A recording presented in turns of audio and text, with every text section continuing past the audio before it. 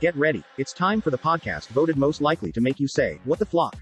It's the Talking Pools Show. And here are your hosts, the dysfunctional duo of myth-debunking pool pros, Rudy Stankiewicz and Andrea Nannini.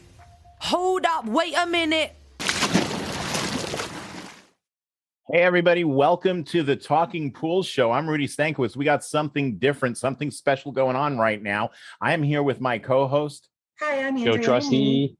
Look at that. We got two. See, I got Andrea here with me, my normal everyday co-host, and we have special guest with us, Joe Trusty. Unfiltered. Joe, say hello. Tell everybody who you're with. Joe Trusty here, Pool Magazine. I'm the editor of PoolMagazine.com. Pool Magazine is the hottest new publication featuring up-to-the-minute news on what's happening in the pool world in a fresh new stylized format with our mobile-friendly app. Pool Magazine is the app for keeping your fingers on the pulse of the pool industry. Download on Google Play and the App Store. So, and Joe has a podcast as well. It's the Pool Magazine podcast. So check him out. I know I've been on a couple of his episodes. I'd like to be on a couple more. They were going to be talking about increasing service and build prices with the uncertainty of product availability and pricing in the future, which makes it a really daunting task. Can you imagine?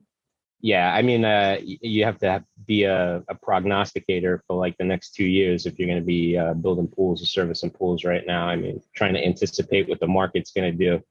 I mean, you pretty much need a crystal ball out there. The quote's going to have to be something like, okay, well, we're going to do market price and see if we can't sell that, because that's the only way a builder's not going to lose their ass.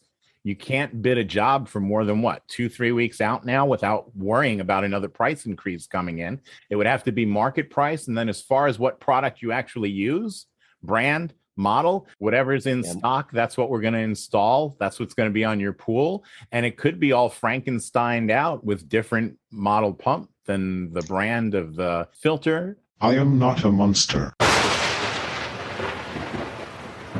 So we do have a couple of people on with us so far. I don't know if anybody else is going to be jumping in, but I see we have Corey it's Corey Wax, correct? Yes, sir. Corey, who are you with? I'm with a company called Alpha West. We're primarily on the West Coast. We represent 32 different manufacturers in the pool and spa industry.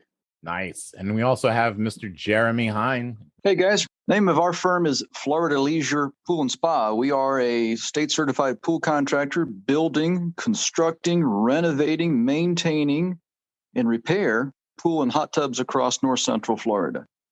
So this really hits you hard as far as the uncertainty of everything. Absolutely. It's a challenge everybody wants. I mean, what I'm going to share with you is nothing new to anybody here. Everybody wants a pool. We've sold all of our slots available for 2022 to build one.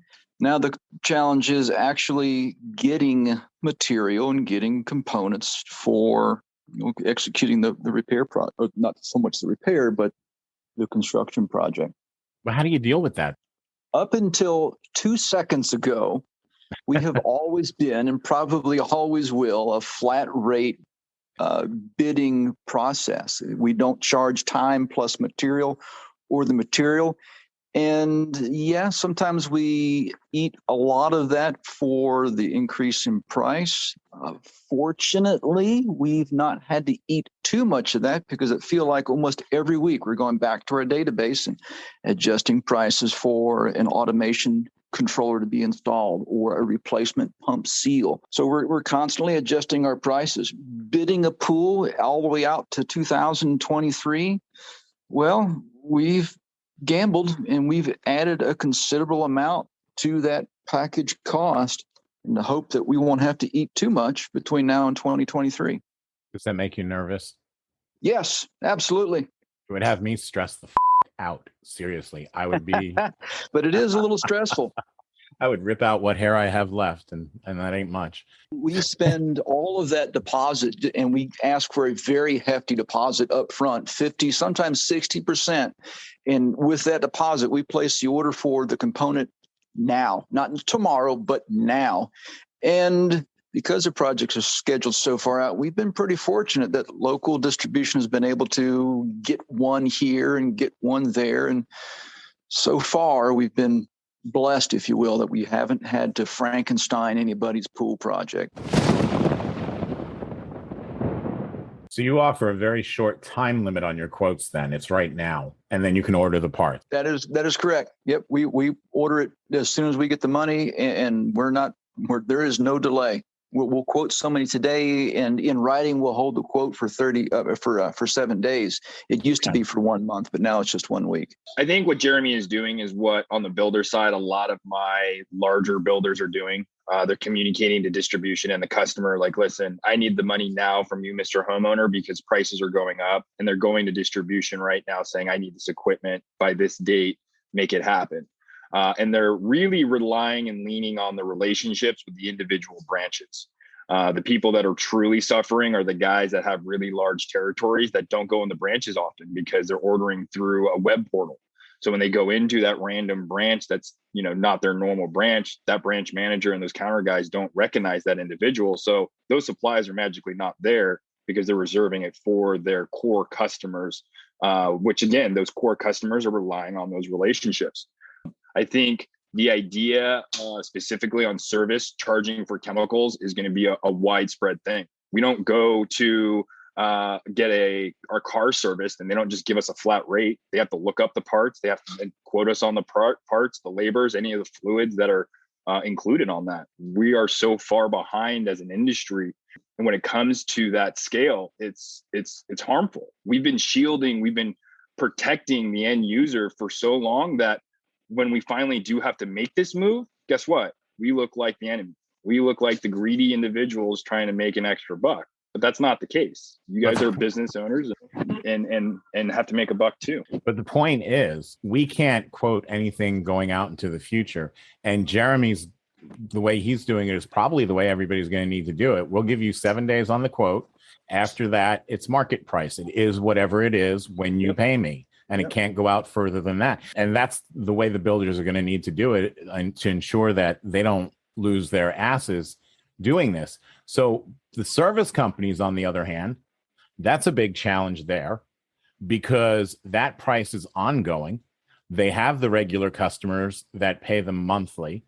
Now they need to make a price increase, and they have no idea how many price increases they themselves are going to face before Memorial Day. Yep. If you have a service company and you're trying to estimate your costs so you can your pricing, you're kind of screwed because right now it's a total guess. We know everybody's pricing on everything is going up in October all across the board. Equipment, chemicals, everybody's announcing price increases for October. Great. What happens in December? What happens in February? What happens in March and then in April? What are we dealing with then? You know what? You bring a great point. And like I said, I've had major service companies move away from that flat rate, trying to incorporate chlorine costs and adjusters costs and absorbing that to charging for chemicals. You get one rate for us showing up, testing and cleaning the pool. And then everything that we have to add, you get charged for. It was a situation in my territory where those service companies were frowned upon. You had multiple legacy service companies come to that company and say, you're shooting yourself in the foot. You're going to implode within 6 months. Your accounts are going to leave you. The exact opposite happened. While the other guys are scrambling to continuously raise their price, the company that came forward and explained to their customers the situation, laid it out before them and solidified their pricing structure, their customers understood the situation. They did their own research. They see what's going on. So those customers became a lot more willing to see the costs go up versus the customers with service company B that are on, that flat rate, again, getting that quarterly, or in this last year, it seemed like even more than that, price increases. It didn't seem consistent. And that would work. And I get it, if we could guarantee the prices for a couple of months out. The problem is I'm going to have to go in and say, okay, here's my hourly rate. This is what I charge to service a pool hourly. And then you have to pay the chemical fees on top of that. And when the customer says, how much does it cost? Because they're going to want to know. And if I have a flat rate in a normal year and I'm going to do that, they can look it up. Even if there's moderate price increases throughout the season, that's cool. But these things are jumping up dramatically in short periods of time. It's going to be all over the board. And I just can't tell you what it's going to cost chemically to run your pool this year. we all have access to some web portal where our distributor can give you a price. I so understand. that information's there. It's just the challenge is putting in the extra effort to connect the dots. Well, it is, but it depends on the frequency too, because that's going to be what aggravates the pool owner. I agree with what you're saying. It's not like we're not going to be able to find that information and charge the right price if we do it that way. I'm worried about how it's going to be perceived if it keeps going up.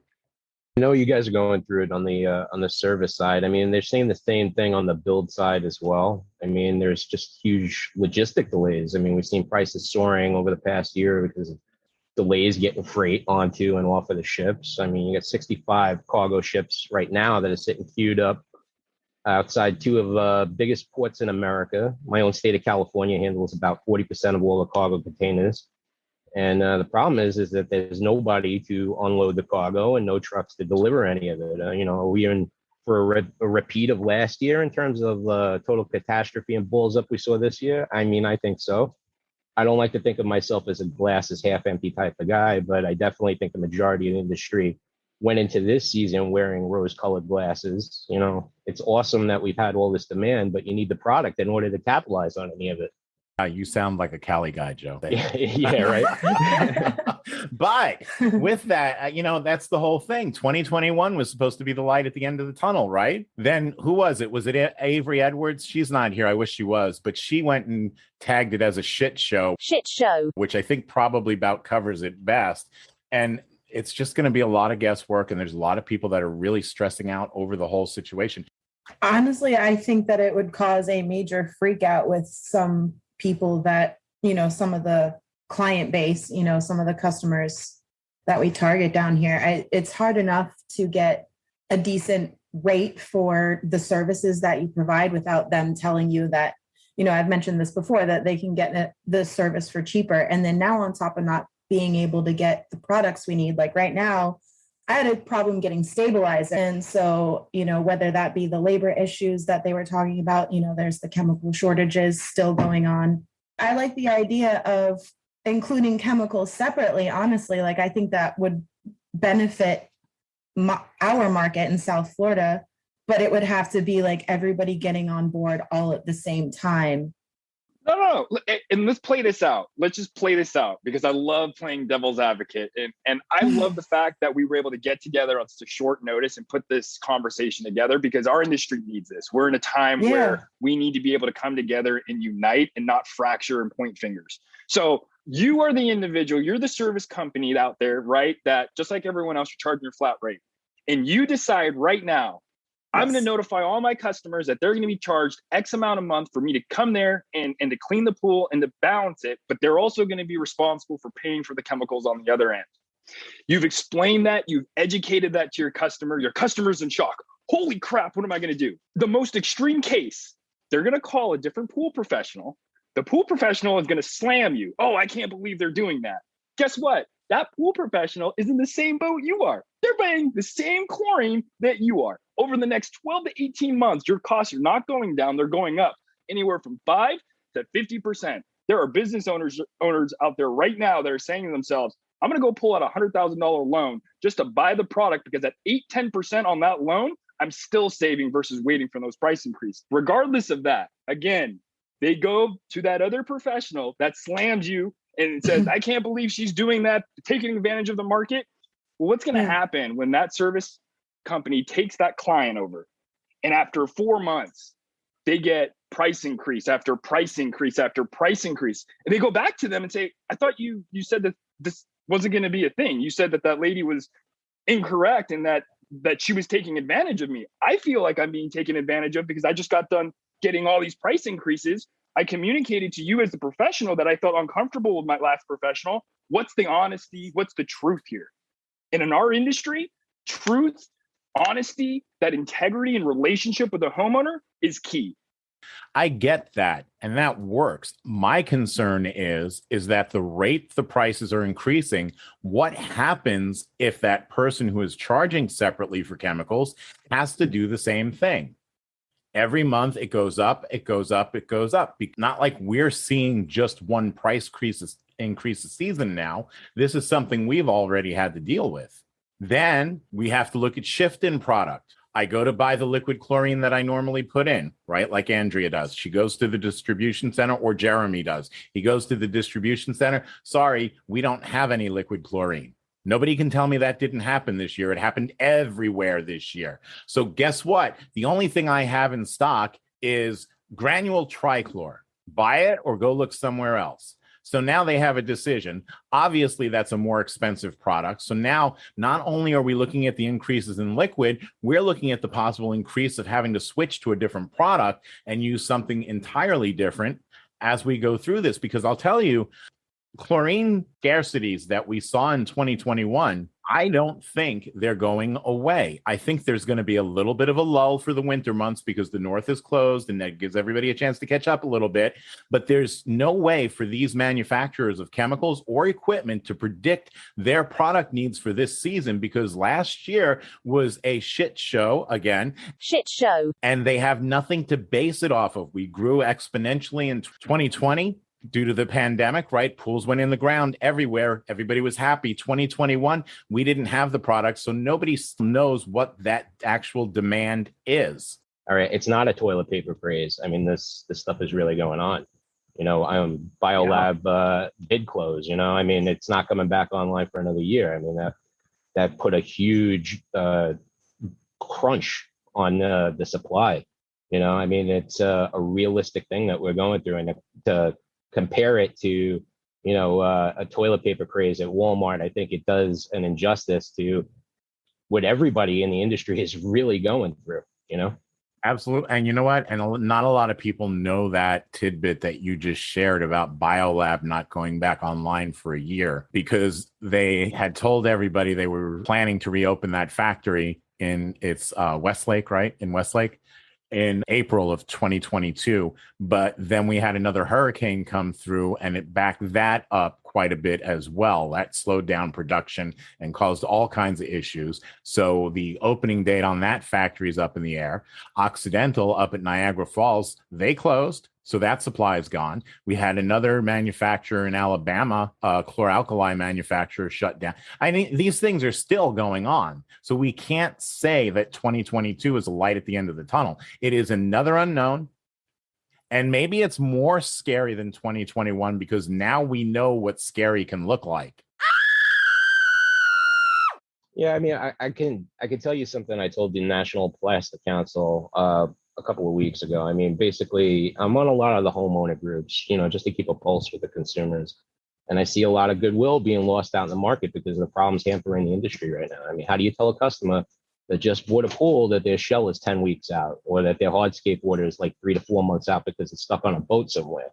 I mean, we're all stretched thin in this industry, and so much demand and not enough skilled labor. I mean, we're seeing more and more consumer complaints. Builders are rushing through jobs at a frenetic speed to keep up with this demand, and the quality is just going by the wayside. There's not even the chemicals to do the startups on these pools in a lot of cases, I was just going to say that there's been a lot of scammers too out there, that all the stories of the builders that are just taking on contracts and stuff like that too. So that probably adds to a lot of stress of the industry. Well, you got to understand, these homeowners, and Joe, you see it, they're not as accepting of these issues as we are. And I don't know why we are. We just are, right? Oh, there was this and there was that. And now there's a labor shortage and there's no plastic. So we don't have the chlor-alkali to make the liquid chlorine. We don't have anybody to put the liquid chlorine in a bucket, and because there's no plastic, we don't have a bucket to put the chlorine in. Then there's no drivers, so we couldn't get it to you if we had it anyway. And this is what we've been dealing with all year, and we're like, we're not happy about it, but we're accepting of it. Homeowners are not. Well, yeah, it's to go to Corey's position. I mean, I do understand what he says in terms of, when you take your car to the mechanic, the mechanic is going to look up the prices and tell you, how much the brake pads are going to cost you. All right. But we're not talking about, a small ticket item here, like that you associate with a car. We're talking about a product that costs, upwards of $100,000 if you get a nice pool. All right. And the price just keeps going up and up and up. And the maintenance costs just keep going up and up and up. And the consumers are just like, what am I in store for? What am I getting into? Well, the price of pool ownership is going up. I mean, you need to be prepared for that. And a lot of these homeowners, they get sticker shock after the fact. They figure, I've invested $100,000 in this pool. And now it's going to cost me how much to maintain it every month, plus all of the other costs that are associated with it. It becomes a real question. How much do you want this pool? I think Corey's absolutely correct that that's what we need to do. And I think there's a way we're going to need to go about it. Like Jeremy's doing, he's guaranteeing the pricing for 7 days out. And then after that, it's market price. I think Corey's correct. We're going to have to charge for labor, for service. Chemicals are going to have to be separate. And that's going to have to be market price. And I think to do a solid for our customer base, when we buy the product for the upcoming month, that's when we can put together our prices for that product that we just purchased and let them know at least what it's going to be for the month that we're in, and then do it that way every single month. That's the only way I can see that it works, where it's going to be palatable and it's still going to piss off a lot of people. I mean, we're talking about folks that haven't raised their prices in 10 years because they've been worried they were going to lose a customer over $5. If anyone has bought a car recently, they're going through the exact same thing we're going through times 100 as far as the automotive industry to the pool and spa industry. Shortages, labor issue, freight issues, you name it, it's there. If you want to go buy a car today, you can go still do that. You want to know why? Because you're going to spend over market value for that car. And guess what's happening right now throughout the car industry? Every single automotive manufacturer out there is on record sales right now. Record sales, record margin. Why? Do you think I want to spend $20,000, $30,000 over the market MSRP for a truck? Absolutely not. But I want one that bad, or I need one that bad. That's the same mentality. It's the same high-end, high-dollar thing that we're selling. Listen, Mr. and Mrs. Smith, I understand that you want this pool. This is the market conditions that we're dealing with. This is the variables that we have. This is why I have to do that. Our market, like you said, guys have been afraid to raise their prices, whether it's service to their builds for the last 10 years, because they're afraid of losing their customers. We've undervalued our industry. We've undervalued the builder, the service professional, the retailer. That's the core problem here. It's not the price increases. The price increases, they're going to happen. Sure, the percentages are crazy and we're freaking out because we can't get what we can't get. But reality is the core problem, we've undervalued us. We don't see ourselves as an industry of true professionals as a whole. That's why we're able to walk in there and go bottom the barrel of prices. No, if you are a professional and you are legitimately confident in your work, and we have these professionals in our industry, they go straight to the top. This is what I'm going to do it for, and there's no questions asked, because if you don't like it, then you're not my client. And the reality is that's not being snooty. That's not being too self-involved. The reality is the majority of our industry has more education in it than most industries in the specialty industry. And that education is self-driven. We don't have people going around the country saying, I want to teach you everything about the pool industry from top to bottom, and it's uniform across the industry. We have CPO certification courses, we have IPSA courses, APSP courses, yes, but nothing truly unified. So the education that we do have, that value that we have, again, that's super unappreciated. And I believe that started without. And this is that time where it gives us the chance to truly value our industry and get the value and the dollar amount that we deserve. But two, it's going to force so much education upon us that I'm actually excited. Yes, this is a dark time, but I look at this as one of the most brightest times for opportunity, for knowledge that's ever came across us from coast to coast. There's been no greater time that people have been worried about, where am I going to get chlorine? So because of that, more people are educated on enzymes. They're educated on UV, AOP, ozone, mineral sanitizers than ever before. People are so concerned about pumps and single speed and variable speed that the variable speed savings and phenomenon's coming coast to coast. Granted, that's been forced on by the feds. But my point is that this time is a time for us to truly evolve and come out a lot better than when we entered. So it's our dark ages and we're dealing with dragons, and I get that. And I agree with you. I'm not knocking you, but that's what I'm equating it to, because after that, there was big booms in industry. So I do agree. I think there's a large amount of pool professionals out there that don't undervalue what they do. They're very, very unnerved by what they've already been charging because they know that it's not what they're worth. But I think they know their value. I think the problem is that you have so many lowballers that come into an area and undercut the market that they diminish the value of the product, and then it's challenging to get over market value. Now I'm going to refer to Jeremy just here for a second. Hopefully he's still listening, because I know for a fact that he charges higher than market value. He's one of the folks that I know that do that. He knows that I was one of the folks that did that when I had service company. And to be honest with you, the prices that I charged 10 years ago are still higher than some folks are charging now. This past November was the first time we had raised our maintenance prices in probably 2 years. Prior to that, it was maybe 20% of our client list would get raised every quarter, maybe 3 to 5%, just because. But I think what we'll probably do between now and Halloween is that we will just across the line raise everybody at least 7%, maybe 15%. It's going to reduce the number of clients that we will service, which is good because we've got too many clients, and just does fine because we don't have enough workers to fill the slots to clean all those pools. What does Lacey do? She does pool construction. Where are you located? Eastern Washington. We were very lucky in that we kind of saw it coming, and we had bought a 6,000 square foot like storage building. So I had all the equipment set aside for all my pools for the summer. We don't do a ton of pools. We do usually 17 to 25 a year and just focus on making them a little bit more custom. And then we also have a retail store. My husband runs the retail and spa sales side of things and service. Jeremy raises his prices every year by a certain percentage just because.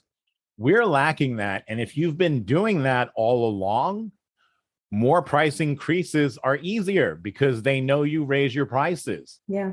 It should be super scary for folks who haven't raised their prices in 10 years. It's also a little bit disheartening because you're actually becoming less profitable because inflation hasn't stopped. All the prices at the distributors have continued to go up over the last decade, and you're not charging more. So the only thing that means is you've been less and less profitable every year. Now we're faced with this situation where you have to make a price increase, and it's daunting. You need to rip off the Band-Aid, go with the flat rate, market price on chemicals, let them know each month what the chemical cost is going to be for that month. If they don't like it, tough. That's just the way that it is. I like that idea too. What we're seeing is, more and more established builders racking up consumer complaints, litigations, and guys are going upside down on jobs because of poor cash flow management, rising costs. I mean, look at what happened with Olympus. You can't predict that far ahead. All right. And to take that kind of gamble with your business, I think is really irresponsible. All right. I want to be able to impart that to as many people as I can. If they really want to preserve and they care about their business, they really need to be more responsible in terms of taking on more order flow than they can really tackle. So again, it comes down to market price, market price, market price. And then as far as equipment, you're getting catch of the day. That's what they have in stock. It is a very real thing. People that need something like right here, right now to get an exact part that's just not possible on a lot of things. So we are using either an aftermarket component or a different brand. Are the customers brand horse? Do they want everything to match as far as brand, or they don't care as long as it's up and running? What are you guys seeing? The owner doesn't really care. So that's just us. So we can get over that. It doesn't matter if we Frankenstein it. I mean, we don't want to, but if we have to, it's okay. I mean, I have pools that are either like all Jandy or all Pentair, and I have a few special pools that have like a Pentair filter, a Jandy pump, and then like, a Hayward heater or an old Hayward salt cell or something like that, or a combination. I really don't notice a difference. Well, there's not. And the point is we're going to have to stop calling those special pools because those are going to be the pools of the future. It's just special to me because it's fun to look at. Well, it's like all three people it's like three different brands on one pad. It's like everybody's all getting along. It should always be like that. Well, then 2022 is going to be a fucking blast for you. I'm used to it. I'm prepared. So there we go. I'm going to jump on video here in a couple of minutes, but I got to pay attention to the road. So I'm listening right now. I'm trying to increase my knowledge. Are you in between pools right now? You know it. All right, whatever. Thank you. Chill out. Just you shush for this game. I'm going to go back to listening. I will say that that is one of your guys' biggest tools right now where you are facing bottlenecks is to be open with your reps. And I don't mean your OEM reps, but you all have independent reps out there on the market. You know, bring them in. If you haven't met with them, reach out to them and just sit them down and say, hey, these are my challenges. Within your line list, what can you provide me with a solution? I know within my line list, chlorine, I have a solution. You can't find a pump, I have a solution. You need a handrail, a slide, a diving board, I have a solution. And those solutions are within 7 to 10 business days. Those solutions are USA made, supported by 9 different individuals across the West Coast, plus the factory behind you. So with every territory, again, you guys have your independent reps out there. You're familiar with the companies. You can go to distribution and find those contact information. I would encourage you to do that.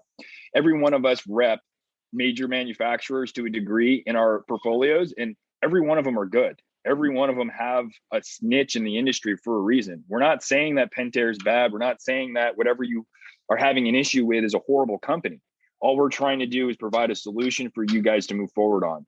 Your guys' success as a service company, as a builder, is our future.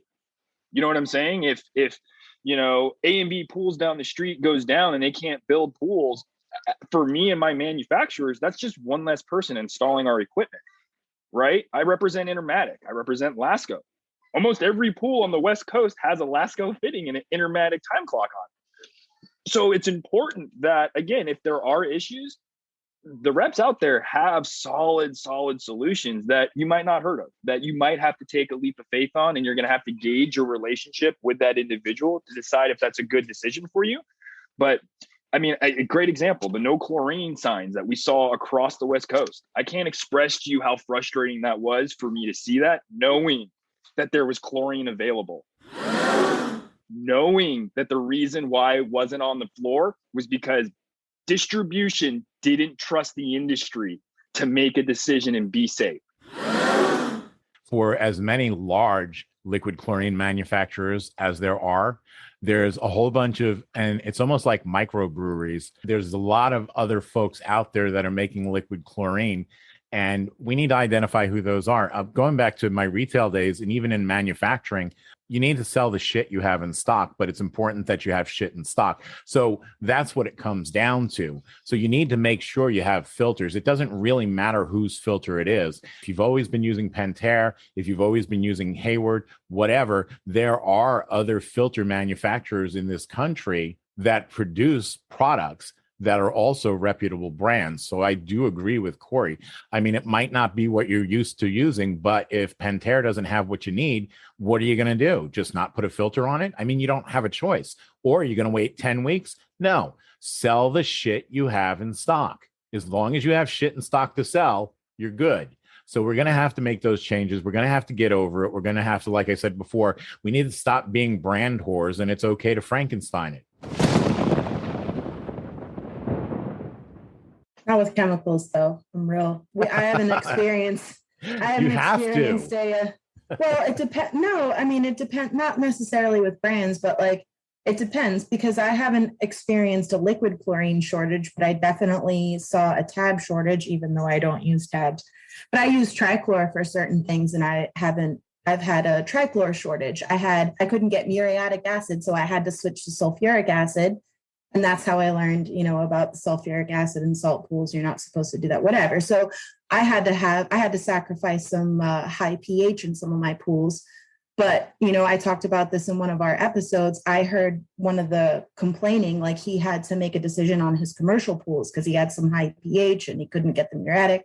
And then I went through that same thing. And then I actually went through not being able to get stabilizer like just this past week. So you can like switch brands, but what are you going to do if you can't get stabilizer? There's nothing else you can substitute for cyanuric acid. So, well, then you're just going to have to go with more chlorine. I mean, the whole point, or go with borates, something along those lines. You're just going to have to understand that, you know what, for years and years and years, all we ever needed was plan A. And plan A always worked. There were very rare occasions that we ran into where plan A wasn't good. But this year, not only do we need plan B, we need plan C and D. You have to be ready at any given time for whatever it is that you're considering your core chemical or your core product to be missing. And then You need to make sure that you have those relationships already set up. You shouldn't go searching for it when you can't find it. Make those relationships ahead of time, whether it's with the rep, whether it's with the manufacturer. I don't care. Just find the stuff. And we also just need to see major education within the enzyme, alternative sanitizer, and mineral sanitizer world. I do run around the country saying, I will educate you. I just like to say that. Well, hey, you're my hero. Hero, Rudy. This is the time for the enhancer companies like Segura, like Biodex, like PoolRx, NC Brands to really step up and put forth the education to the marketplace of what their products do. They've been around for a while. A lot of people have used them, tried them, didn't believe, or stayed with them. This is that time where it's time to solidify. We, as enhancer companies, have sold more than we ever have. Right now, it's time to solidify that usage, and then again explain to the other guys that are still not using an enzyme in their pools but are just overdosing with chlorine and are freaking out because they can't find that same chlorine. It's like, no, we got to be smarter. The data is out there, the ROI is out there. There are products out there that have the white papers that'll back up you could use up to 50% less chlorine if you just use this product regularly. And that's why you're selling more specialty product, because they have to use them. If folks just make that part of their protocol of care, they'll be able to continue forward with lower chlorine levels. And then the least chlorine issue becomes not a concern, but less of a concern. I mean, there's obviously, products out on the market to help you lower your chlorine usage. There are a lot of great products out there. Absolutely. That's for sure. There really is. And, you're going to have to experiment with them. I use a lot of enzymes, so I've contributed to the sale of those. I use it. I buy it by the gallon. So I'm interrupting Rudy again. Andrea has just interrupted Rudy. This makes this the 22nd episode in a row and the 30th Andrea interruption. She is not rude, it's just sometimes she gets excited and blurts things out. Rudy has the patience of a saint. But yeah, and the PoolRx. That's her thing. I've used the PoolRx before. It's been a while, but I've also used the other one, the Blu-ray XL. So just things like that definitely help. You just need to try them with chlorine usage. Exactly. Try them, find out the ones that you like the best and what works for you. But enzymes are my favorite. I just had to jump in and. She also enjoys the word polyquat a lot. Yes, I do. So, but yeah, that's the point. I mean, we need to start making these specialty chemicals have been around for a long time. Retail stores push them, and the folks that have been doing service kind of veer away from them a little bit. And we've, just decided that we didn't need them, or not that many of them. Well, guess what? We need them now, and they're out there. So experiment, see what fits in with your existing protocol of care, what gives you the best consistent results, and go that way. We've got to rebuild from ground up. And for as many questions as we have such a wealth of knowledge, even just in this call alone, such a tremendous wealth of knowledge. Ask people. The only stupid question is the one that you don't ask. Ask. There's somebody that can help you. If we have to go old school, kick it old school. Find Obi-Wan Kenobi and ask him what he's been doing out there 30 years ago, because you know what? Some of that stuff is still around and it still works. Team phosphate remover. We charge for the specialty chemicals. Stain treatments and phosphates treatments are really the only two we'll charge or we'll add an additional to the fee for. Are you opposed to adding an algicide if it's an additional charge? No, by no means. I'm not opposed. We'll certainly charge for it. I just don't have a lot of firsthand experience, good nor bad, using a lot of algicides or the silver or black algae treatments. For the most part, it's us been to either dose with chlorine or trichlor or granular, a lot of scrubbing, a lot of brushing, and we come back to it next week. If Jeremy, you know what? I have an algicide that'll cut your chlorine use in half. Are you interested? Sure. I think there's a large hole that so many people, including myself, other people, one pollers or pool service companies know so little about these alternatives. I know enough of the alternatives from my equipment experience that ozonators and these other chemical feeders will I have that type of experience. But no, if the local rep from Corey's outfit or the local national NC Brands company comes by, man, let's sit down and let's get some education here. And that's exactly what Corey was saying before. There's a big lack of education in the industry. I know you guys all know that, somebody has an algae class in a book, but that goes through a lot of those different algicides and things. And it's actually, from what I hear, it's brilliant. But outside of that, we don't have a lot of focused training like that in the industry. And that was one of my points in putting those together. I saw that there was a hole in the market. There's not a lot of training on algae. There's not a lot of training on algicide. Any of the courses that are out there glance upon it. The point is, it's not just limited to algae. It's everything. And we need more education out there in the market to support this. And maybe that's what's keeping more folks away from investing in it. We just don't know which one to use. We have a 4-month season. We don't have a lot of time to experiment. What do we do? Well, it gets all into the whole thing that you and I were talking about with Alan Schnack. I mean, he goes at it a whole different way. Natural pools ever. It's just never going to friggin' happen. And Joe told me before we went on the call, you have to be nice. And I said, all right, I'll be nice. So I was nice. But the point is I'm not letting pools go green just because I don't have chlorine. And then I'm not going to tell people, oh, you know what? Algae's bad. All of a sudden, algae's the way to go. It's just not going to happen.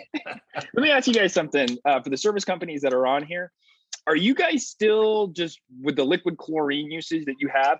Are you still walking to the accounts once a week and just pouring the liquid directly into the pool? Maybe. I'm looking at a smile. Okay, I don't judge. I'm from California. Peace and love. Yes. You know what I'm saying? No, that's what. Dirt. Yes. No, that's pretty much what happens in my area anyway. That's basically what I do. Well, I switched to doing commercials now, so I actually put the chemicals in a tank that are fed into the pools now. But yes, for residential pools, that's basically what happens is you walk up to the pool, you dump in a 2.5 gallon jug, depending on what the pool needs, but usually, or some people will do half a jug and a tab or 2 tabs or whatever, and then that's pretty much it. And then the customers, the people are accustomed to, like, if you see the pool person, or like on the day that your service is, they pretty much know not to use the pool for a few hours. And then after that, and then by the time you get there next week, then yeah, the chlorine is pretty low. And it depends on the conditions. It depends on the pool, how much use, blah, blah, blah, whatever. Some pools will still be at a 3 when you get back. A lot of the times it's not at a 3 there, but it's lower. Yeah. Yeah. So it's interesting to me over the since the pandemic, the chlorine shortage has happened. I have seen an uptick in ORP, pH, and peristaltic pump combinations being installed on residential new builds and on residential service routes. And the thing that, to me, I think is the largest opportunity to start relieving some of the pressures that you guys have with chlorine is putting in a peristaltic pump with a drum of chlorine on your residential pools. Commercially, we don't usually I shouldn't say that. In my territory, when we go to a chemical drum that's full with liquid chlorine for a commercial pool, those pools are usually only 20, 30,000 gallons. And on top of that, we're only putting 2 or 3 gallons of liquid in that drum and then filling the rest up with water. And we're good for a couple of weeks. And the reason I run a almost 189,000, I think it is, gallons on just liquid chlorine that I'm filling up a chemical tank 3 times a week. But those same chemical tanks, they come in much smaller options where it's like a 5-gallon container. And again, for the service company to go to your residential accounts and start installing those, you guys are saving chlorine, because instead of dropping a large amount at the beginning of the week and then riding the peak down to the end of the week, right? You're only adding ounces at a time. It's basically you standing there doing this on a bi-hourly basis, just adding just enough to keep it chlorinated. I feel like, and I've seen it within the service companies, again, my builders, that's where they're gravitating for the hardcore liquid users, for the guys and gals that are unwilling to move away from liquid. And God bless them, I'm not willing to argue with them, but that's their solution. Their solution is to become smarter on the dispensing of their liquid. I would love to see that being normalized around here, though. I mean, it's Andrea, yes. Is there something that you would love to see? Chemical automation. Absolutely. at Correct residential answer. pools. Nice job. Yes. And we've been saying that for a while now in our broadcast as well, talking about this. One of the ways that you can stretch the chemicals that you are using now is by adding automation, because you don't realize how much chlorine is actually being used up unnecessarily in those first 2 or 3 days. It could last you the entire week instead of having to ride it out. The same thing with acid.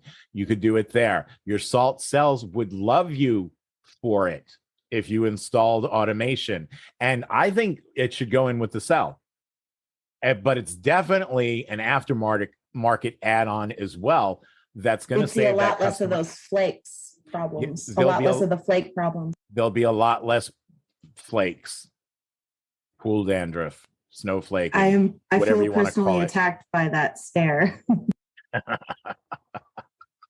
A lot of our pools are tablet fed or salt. We don't do any liquid, and that's by design. I'm not in the truck bed or truck bumper replacement business. I don't blame it. Well, I wasn't either. So, and for the same reasons, I really liked my tailgate a lot. So I wasn't up for that, but it's a tablet area, and that varies by market a lot too. But as far as nowadays, we have to find what we can find, and that's what we need to use. So as long as tablets are available, keep using them. Right? Watch your cyanuric acid levels. I know there's going to be a whole bunch of people that freak out and say, don't use trichlor, it's the devil. But the thing is that put it in the skimmer basket and watch your total alkalinity. That's my only issue with my experience of people over tabbing pools.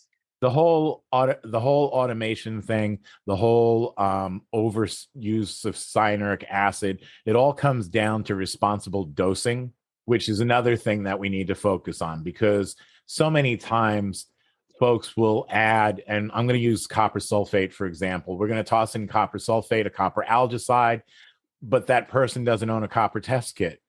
There's limits on those levels too. And that's not a cheap product. Why would I want to put in more than I need? We don't want more than 1 part per million of copper sulfate. We don't need 1 part per million of copper sulfate. That's the truth. I mean, you're just going to make the pool more prone to staining. But if you can ride it out at 0.4, I'm happy with that. 0.4, 0.5 in that area. The point is that's 2 pools worth instead of 1. Stretch your buck. Use your test kit. Buy a test kit. If there's something that you put in the pool and you don't own a test kit for it, and a test kit exists for it, you are wrong. And you're going to spend more money because of it. And I think that supports automation as well. Why use double the amount just because? I can never remember. You said, what was the max level for copper? You always surprise me with it. It's 1 part per million. Why do I feel like it's 0.2? And where am I getting that from? No one knows. The maximum acceptable level for silver is 0.1. Maximum acceptable level for aluminum is 0.2, but it's not regulated. That's just for odor concerns. It's a recommended level. A big part of the problem too is that there's not a lot of communication between the different divisions, right? We've got the builders that are building things a certain way, and you've got the service guys that are doing things a certain way, and you've got the retail guys that are selling things a certain way, and they don't always correlate to one another. They don't always communicate with why things are done a certain way. And so when you get that communication between the 3 different divisions, things run a whole lot more smoothly. And it sounds to me like you have experience in making that happen. So share. Well, we do all of it. So we get the guys that are coming in that have built their own pools and tell us what their response, we do free water tests. So we see all of the people come in. Here's their problems. Here's what's happening. I do the building of it. So I get direct feedback from my service guys on why certain things they don't like done a certain way. Something as simple as making sure your plumbing is spaced far enough that the guys can turn the valves easily to shut the skimmers and main drains off, which, there's just those stupid little things like that make a big difference. If you're building it the way the service guys like dealing with it, that makes it a lot easier to deal with. If the service guys are handling things so that the retail guys don't get the stupid questions, then that's another big help. And we get a decent number of builders that send their customers to us afterwards, even though we're technically competition. They know that we'll take care of their guys after the fact just as well as we take care of our own. And so I think making those relationships happen can really help as well. So how do you think that we do that on a large scale, though? So it sounds like you have it working well there. How do we branch out with that? Things just like this. There needs to be more communication over the whole United States or even world. We've got friends from France that deal with the hot tub industry, and some of the things that they do are so different from what we do, but we can we have all these little regional pockets, and there just needs to be a little bit more communication and open-mindedness in changing things that we do to maybe make it more cohesive across the industry. We're such a cluster of an industry, right? Like we all have different things that we're doing certain she's ways. Welcome on the show anytime she wants to be. I was going to say, yeah. Sorry, guys. You want to schedule your next interview?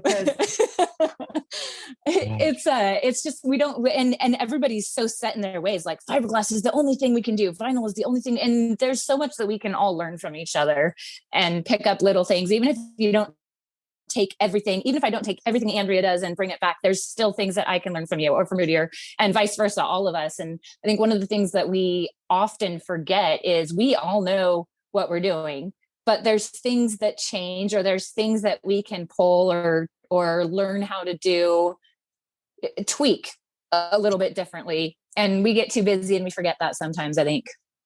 Well, I love it. And you have a couple of outlets here. We do have, the group that we're in.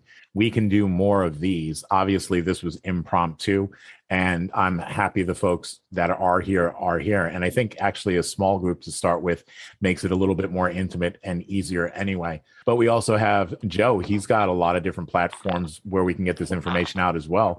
He's got a magazine, he's got a podcast, and a bunch of different things going on. So there's no reason that we can't utilize that. You make a really good point too, because one of the things that I struggled with when I was like, starting to clean new pools is like I would run into design flaws or things like that, and I would have problems with it, and I would have to try to explain to the customer why I'm getting algae in this one little corner that has no flow, or just little things like that. So I am 100% on board. I agree with you. There definitely needs to be more communication, more just in general between all of the different areas of the industry, for sure.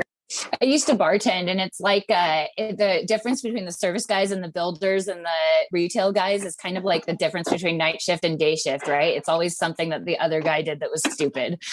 Why is the closing shift always doing this, or the opening shift is always that? I'm in that. Right. I was in that too. Yeah. I'm here. I'm almost in a backyard. It's always good to get other people's opinions and takes, and kind of add it into your own skills. I'm Lorenzo. I'm here in Southern California. I'm all by myself, so I'm just a one-poler. Started up my business a couple, 3 years ago, and here I am.